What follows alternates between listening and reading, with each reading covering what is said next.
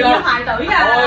冇錯。Hello， 大家好啊，係啊，今日晏晝做直播，咁啊請咗我嘅偶像，係啦，鍾志光，即係鍾 Sir 啦，萬能鍾啦。咁點解話係我偶像咧？我都分享過好多次啦。其實我除咗即係對畫畫有興趣咧，以前就真係好想做運動員。係做咩運動員咧？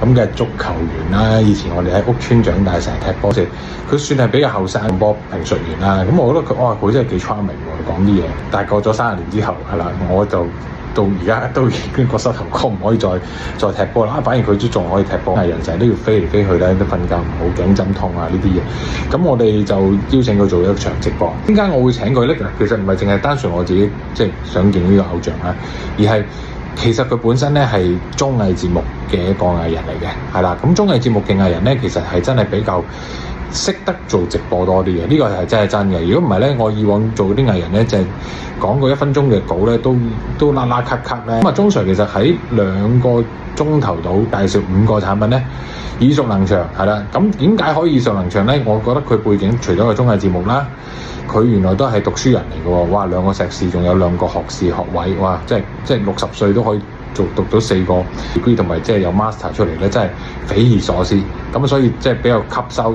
配合到我太太做一啲知識型嘅直播咧，咁唔揸流灘嘅，自己真係攞翻屋企自己試嘅，試完之後今日喺度講自己感受出嚟嘅咋。其實有讚有彈㗎，佢對我啲產品都唔係話完全係一面倒，都係覺得好好㗎。咁其實咁樣先至啱嘅，因為其實咩叫真心分享啫？係咪先？就真係代表無論你優點缺點，你都可以講到出嚟咯。鍾 Sir 真係可以好貼地咧，可以介紹到所有嘢出嚟。咁而成個嘅直播咧，都係帶咗個 value 俾我哋啲顧客出嚟啦。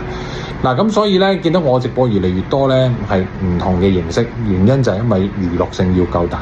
如果唔係咧，一味淨係講個產品平，非常之內卷啊！呢個係國內呢啲術語啦。內卷意思即係咩啊？除咗鬥平之外，就冇其他價值。我哋作為網店又好，直播又好，一定要買嘢要講價值，係啦，唔係講價錢。咁所以我點解要砌到一啲藝人可以適合介紹嘅產品出嚟咧？令到供應商都好佩服，可以唔使用贊助費都可以做到一場直播出嚟咧。咁當然阿 Ken 自己都有啲方法繼續去嘗試啦。咁如果品牌商嘅你哋都好想請一啲藝人去幫手做直播咧，你都可以下面留言，我盡量真心分享，講俾你聽有啲咩藝人咧係幫到你品牌。有啲咩優勢，有啲咩劣勢，都可以講到俾你聽，好唔好？下條片再見，拜拜。咁每一包裡面咧都有3粒，已經調配好一個份量嚟嘅，就係啦，3粒都會唔同嘢嚟㗎嚇。